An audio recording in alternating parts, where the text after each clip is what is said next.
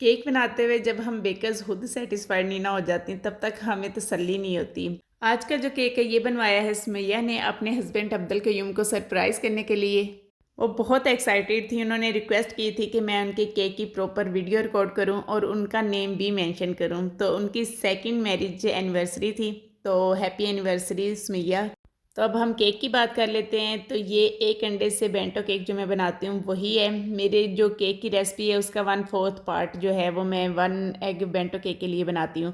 Flavour इसका chocolate fudge में था और मैंने विप्ड गिनाश जो है उससे इसको कवर किया है। अब केक की जो लुक है ना वो इसी तरीके की थी जो कस्टमर ने मेरे साथ पिक्चर शेयर की थी।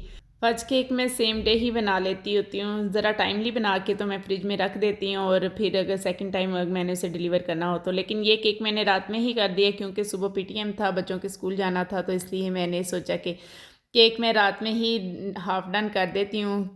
तो सुबह जब मैंने इसके ऊपर चॉकलेट की कोटिंग करनी थी तो वो बहुत उसने मुझे तंग किया। सेटिस्फाइड ही नहीं मैं हो रही थी। कोटिंग तो हो जाती थी लेकिन सेटिस्फेक्शन जो हमें चाहिए होती है ना वो नहीं हो रही थी।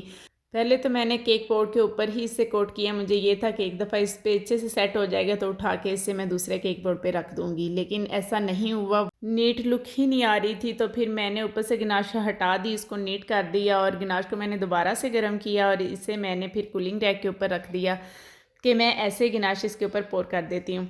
लेकिन इस तरीके से भी वही सेम सिचुएशन, नीट हो गया, लेकिन जब मैंने उठा के इसे केक बोर्ड के ऊपर रखा तो मुझे लगा कि थोड़ा-सा इसको मैं मज़ीद लेवल कर देती हूँ, लेकिन जो चॉकलेट ऊपर लगाई थी वो ऊपर सेट हो चुकी थी और जब मैंने पैलेट नाइफ़ ऊपर घुमाई तो वो उसी तरह से निशान बन गया जो कि फिर से ख़राब हो गया। तो फिर मुझे ये महसूस हुआ कि मुझे चॉकलेट गिनाश जो है ना, जो मैं इसके ऊपर लगा रही हूँ, इसे मुझे थोड़ा-सा सॉफ्ट कर लेना चाहिए। तो फिर मैंने थोड़ी क्रीम और ऐड करके इसको दोबारा से मेल्ट किया और दोबारा से इसके ऊपर पोर किया, तब जाके थोड़ी-सी सैटिस्फैक्शन हुई मुझे, क्योंकि स अभी केक डिलीवर भी करना था। तो फिर मैंने कहा कि बस अब इससे ज़्यादा अगर मैंने इसको छेड़ा तो ऐसा ना हो कि ये पूरे का पूरा ही ख़राब हो जाए।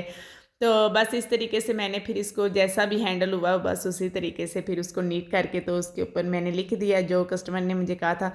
इसी तरह केक बोर्ड के ऊपर उन्होंने राइटिंग करने को बोला था तो फिर मैंने प्लंगर्स का यूज़ नहीं किया और हैंड राइटिंग ही कर दी।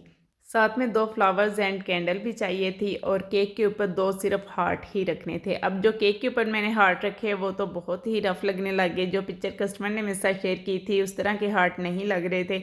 तो फिर मैंने उन्हें भी हटा दिया और मुझे लग रहा था कि एक दफ़ा फिर से केक गया, मुझे दोबारा से ये सब करना पड़ेगा। लेकिन खैर मैंने बड़ी एहतियात से ऊपर से हार्ट दोबारा से उठा लिया और मैंने इनको डबल किया। 2 हार्ट बना के उन्हें कंबाइन करके दोनों को आपस में जोड़ के उसके बाद मैंने एक टूथपिक इंसर्ट करके उसके साथ उन्हें स्टैंड किया, जिससे इनकी लुक बहुत ज़्यादा खूबसूरत हो गई थी। आप देख के बता सकते हैं कि केक अब कितना प्यारा लगने लग गया है। बस इस तरह की जब तक हमें सेटिस्फेक्शन नहीं ना होती उस वक़्त तक हम जब खुद मुतमईन नहीं होते हम अपने कस्टमर को अपनी चीज़ डिलीवर नहीं करते। तो यहाँ पे बहुत ही प्यारा सा केक जो था वो रेडी हो गया था। आज मूड नहीं था वॉइस ओवर करने का, लेकिन फिर सोचा कर ही लेती हूँ, कस्टमर वेट कर रही हैं तो फिर मैंने कर दिया। आपको केक कैसा लगा मुझे ज़रूर बताइएगा। तो नेक्स्ट वीडियो तक